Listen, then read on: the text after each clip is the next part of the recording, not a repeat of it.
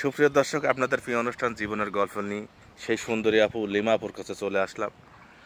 আসলে আমার লাইফে অনেক বিজ্ঞাপন করেছি, তো এরকম হয়নি। এক কথায় বলতে গেলে এত একজন সুন্দর একটা মেয়ে, এক কথায় বলতে গেলে গবরে পদ্মফুল। আপুটি কিন্তু বাস্তবে অনেক সুন্দর। তো আমরা বেশ কয়েকটি প্রবাসী ভাইদের মানে স্ক্রিনশট পাঠায় বলে, ভাইয়া মেয়েটি মোটা, এইটা সেইটা। আসলে একটা মানুষের স্বাস্থ্য নিয়ে কথা বললে কীরকম যেন হয়। স্বাস্থ্য হচ্ছে আল্লাহর দান। তো আপুর ক্ষেত্রে এরকম কেন হচ্ছে, কী জন্য হচ্ছে আমরা নিজেও জানি না। আপুর বিজ্ঞাপন বেশ কয়েকটি ছাড়ার পরে আপুকে বেশ কয়েকজন ফোন কলেও দেখানোর পরে তো অনেকেই মানে চেহারা সুন্দর, মানে এটা প্রশংসা করার পরে বলে, আপু ভাইয়া মেয়েটা মোটা। তো আসলে মোটা একটু খাবার ডায়েট কন্ট্রোল করলে হবে। একটা বাড়তি বয়সে একটা মানুষের কিন্তু স্বাস্থ্য এদিক সেদিক হয়। বয়সটা যখন কম হয়ে যাবে, তো আসলে খাওয়া দাওয়া ডায়েট কন্ট্রোল করলে একটা মানুষের কিন্তু স্বাভাবিক শরীরে চলে আসে। আর বাস্তবে যতটা আমরা দেখছি, একটা মানুষের যতটুকু স্বাস্থ্য থাকার দরকার তার সাথে বেশি না, কিন্তু মানে ক্যামেরাতে মোটা মনে হয় যে অনেক স্বাস্থ্যবান। তো আপু, আসলে সেক্ষেত্রে আপনার দর্শকদের কিছু বলতে চান? আমার প্রবাসী ভাইরা বা দেশের যারা আপনার ভিডিওটি দেখবে, আপনার কিছু বলার নেই নাকি? কিছুই বলার নেই।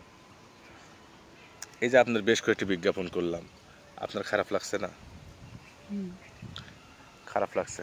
যাই হোক, সুপ্রিয় দর্শক, মানুষের শরীর স্বাস্থ্য বা চেহারা দেখে গুণ বিচার করা যায় না, তার ব্যবহারের গুণ বিচার হয়। আসলে সুন্দরী দেখে বিয়ে করলে কিন্তু সংসার করা যায় না, আবার কালো দেখে বিয়ে করলে কিন্তু সংসার করে খাওয়া যায়। মানুষের মনটা হচ্ছে বড়, ঠিক আছে? তো আমরা আসলে মানে বিচার করতেই ভুল করে ফেলি। আসলে কোন মানুষটাকে আমরা জীবনসঙ্গী করবো আর কোন মানুষটাকে করা যাবে না, এটা কিন্তু আর বিচার করতে পারি না।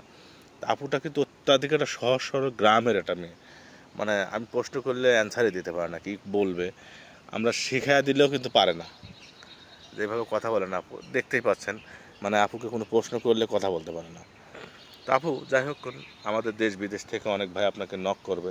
আপনি কোথা থেকে আসছেন, আপনার নাম কি, একটু তো দর্শকদের বলতেন। আপনার নাম কি? লিমা। লিমা। কোথা থেকে আসছেন? কুষ্টিয়া থেকে। কুষ্টিয়া থেকে আসছেন। আসলে আমাদের কাছে বিয়ে শাদীর জন্য আসছেন না সাহায্যের জন্য আসছেন? বিয়ে শাদীর জন্য। বিয়ে শাদীর জন্য আসছেন। আসলে আপনার ভাগ্য খারাপ না, আমাদের ভাগ্য খারাপ। বারবার ভিডিওতে এই কথাই বলি, মানে বুঝে উঠতে পারছি না। তবে আমরা হাল ছাড়িনি। আল্লাহ আপনার যার ভাগ্য লিখছে সেই মানুষটা হয়তো বা নকই করছে না, যার কারণে আপনার ভাগ্যের দুয়ারটা খুলছে না।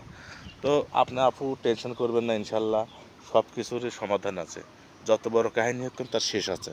তো আপনার ক্ষেত্রেও একটা শেষ হয়ে যাবে। আমরা চেষ্টা চালিয়ে যাচ্ছি। আপনার নামাজ কালাম যেহেতু পড়েন, 5 ওয়াক্ত নামাজ কালাম পড়েন, আল্লাহর কাছে দোয়া খায়ের করেন, আল্লাহ চেহারা যেমনই হোক মানুষটা যেন আমার ভালো হয়। তো যাই হোক আপু, ইতিপূর্বে বলছি, এখনও বলি, যদি কোনো প্রবাসী ভাই 40+ হয়ে গেছে, মানে প্রবাস জীবন কাটাতে কাটাতে বিয়ে শাদীর বয়সটা পার হয়ে গেছে, তো সেক্ষেত্রে সেই ছেলেরা যদি আপনাকে নক করে, আপনাকে বিয়ে শাদী করবেন? হ্যাঁ, করব।